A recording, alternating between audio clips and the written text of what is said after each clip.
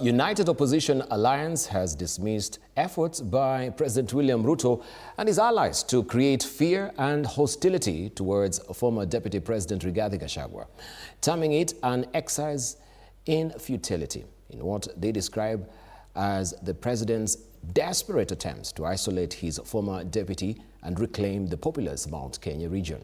This comes as Ruto's allies, led by several cabinet secretaries, intensified what has been described as a tribal card offensive against Gachagua, an approach the opposition now labels quote-unquote Rigathi-phobia, borrowed from what they call the old Rigathi-phobia playbook.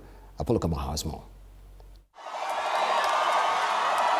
In what is shaping up to be a strategic but highly divisive narrative ahead of the 2027 poll, the opposition has accused President William Ruto's administration of pushing what they call Rigathi-phobia, a countrywide fear campaign, painting former Deputy President Rigathi Gachagua as a tribalist in an effort to clip his influence not just in the Mount Kenya region, but across the country.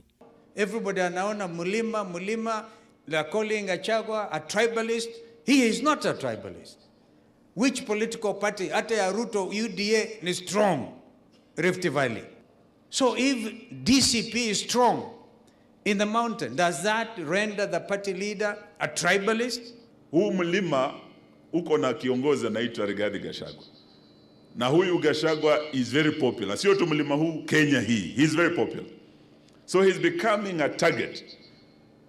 Just the way they were selling Rigathi-phobia, and Ruto was very good at that. They have started selling Rigathi-phobia. Ruto na watu yake wanamulika mimi sana kwa sababu ya hii mlima Kenya. Najua hii mlima iko na kula milioni 6. Na vile ninaona itaenda milioni 8. Na hii kula imeamua. Haijaamua itachagua nani, lakini imeamua na nani itafukuza. Gachagua, now seen as a kingmaker in the opposition, has since his impeachment relentlessly criticized President William Ruto, branding him several nicknames, among them Kasongo, Kaongo, and Githinji, names associated with the ills linked to the Ruto administration. Wewe Kasongo, wewe Kaongo, wewe Zakayo, wewe mwizi, wewe muuaji. Kasongo aende asiende? Despite losing the Bere North vote by a slim margin, amid dragging claims, Gachagua's influence in the Mount Kenya region is said to be giving the government sleepless nights, forcing the president to deploy cabinet secretaries from the region to counter what they term an anti-government narrative led by the former DP. The guy has managed to poison so many people because I could witness that we are campaigning. Tuko mahali tumekanyanga rami, hiyo rami haikuwa 2022 na watu wanaona tunakanyanga rami ambayo imetengenezwa na serikali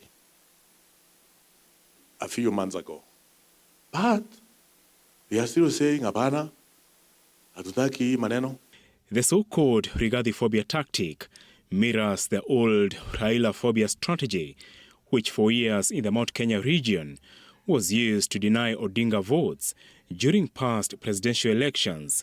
This time, President Ruto, according to analysts, could use divide and rule tactics to split the region.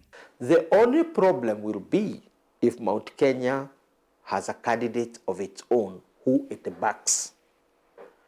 Because if that does happen, then Ruto will sail through so comfortably. Why?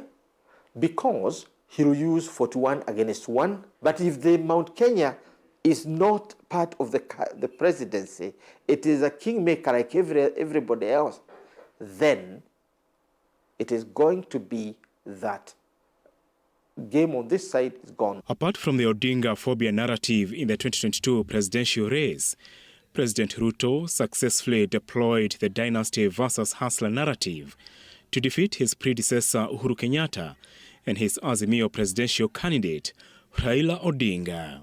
Apul Kamau, TV 47.